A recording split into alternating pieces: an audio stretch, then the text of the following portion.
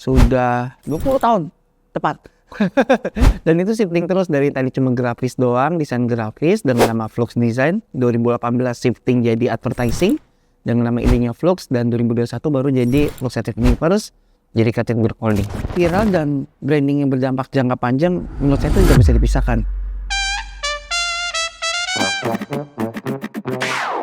Oke, nama saya Ernest Aurimer, saya lulusan BINUS, waktu itu kuliah di tahun 2002 sampai 2006 di desain komunikasi visual, dan sekarang saya menjabat sebagai CEO dari Flux Creative Universe.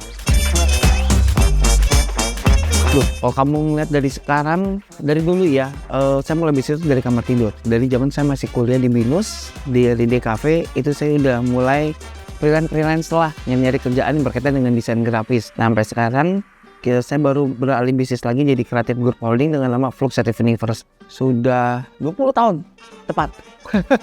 Dan itu shifting terus dari tadi cuma grafis doang, desain grafis dengan nama Flux Design. 2018 shifting jadi advertising dengan nama idenya Flux, dan 2021 baru jadi Flux Creative Universe, jadi Creative Group Holding. Viral dan branding yang berdampak jangka panjang menurut saya itu tidak bisa dipisahkan.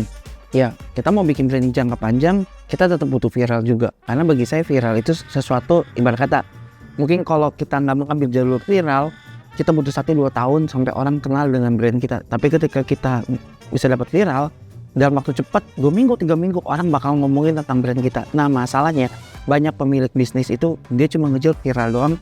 Setelah viral, dia nggak mikirin campaign selanjutnya mau apa. Nah, biasanya, di Flux kita selalu ngajarin ke klien jangan cuma sekedar viral di awal doang, tapi kita harus bisa maintainnya.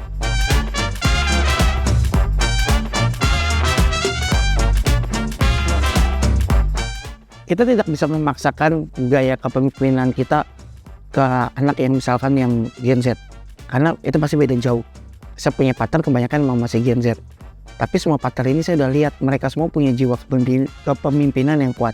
Nah, biasanya saya pegang mereka, habis itu saya grooming mereka, saya latih mereka, cara mikir sisi bisnis seperti ini ya. Cara mimpin timnya mereka, itu saya serahkan ke mereka.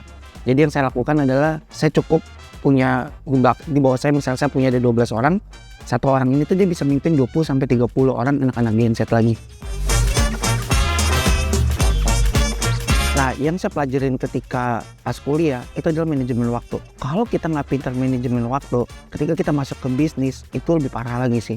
Jadi waktu saya mikir, ya ini kerjaan di kafe banyak banget deh. PR1 belum kelar, hari ini ketemu dapat lagi. Habis itu besok ada lagi, dan itu beda-beda semua. Cuma ternyata pada saat pas saya bangun bisnis, ternyata lebih kejam lagi daripada kuliah. Tapi karena di kuliah sudah dididik untuk bisa manage waktu dengan benar, jadi pas saya bangun bisnis tidak ada masalah. Dan itu selalu berhasil.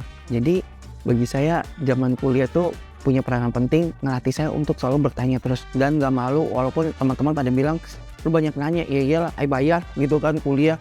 Jadi harus dapat ilmu sesuatu. Begitu juga dengan ketika kita di networking, ketemu orang yang hebat misalnya, kesempatan kita untuk cari tahu kenapa dia bisa sukses.